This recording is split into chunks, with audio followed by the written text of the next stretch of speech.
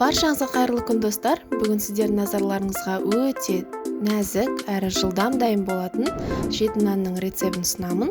Алдағы уақытта менімен бірге болыңыздар. Ең алдымен бір кесе жылы суға 2 шай қасық қант, 1 шай қасық тұзды қосып, жақсылап араластырып аламыз. Кейін нан еритін ыдысымызға 3 ас қасық сұйық май және 3 ас қасық майонезді қосып, жақсылап біркелкі болғанша араластырамыз.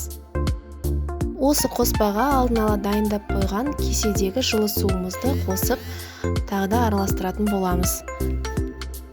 Байқасаңыз, мен кеседегі судың жартысын ғана қостым, себебі маған тек бір жайым жеті нан жетеді.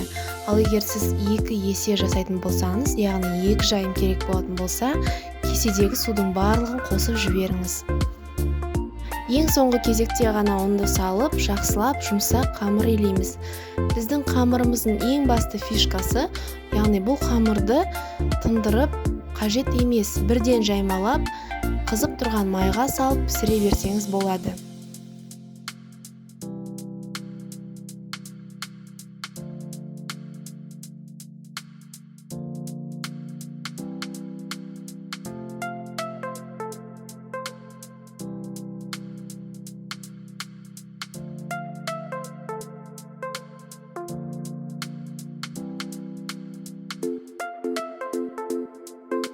Мен қамырды 8 бөлікке бөліп алдым, себебі біз жақта жеті нан және бір құдай істеп пісіреді.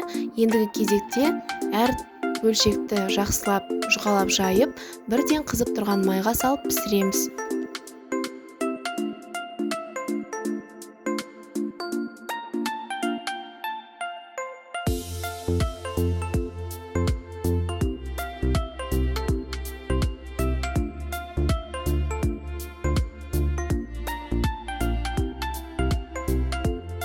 Сіз тіпті жұма күні таңертең дастарханға таңғы асқа ұсынсаңыз да, бұл жеті нан небәрі 10 минут уақытыңызды алады.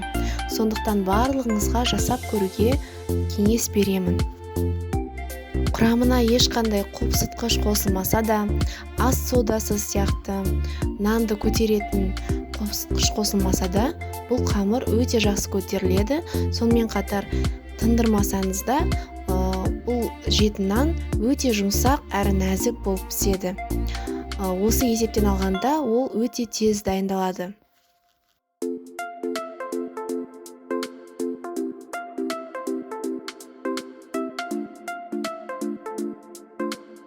Міне достар, қасиетті жұма күнінде дастарханымызға қоятын жеті нанымыз дайын. Баршаңызға осы рецептпен дайындап көруге кеңес беремін. Жасап көріңіздер, сіздерге ұнайтынына сенімдімін. Видео ұнап жатса, лайк басып, тіркеліп қоюды ұмытпаңыз.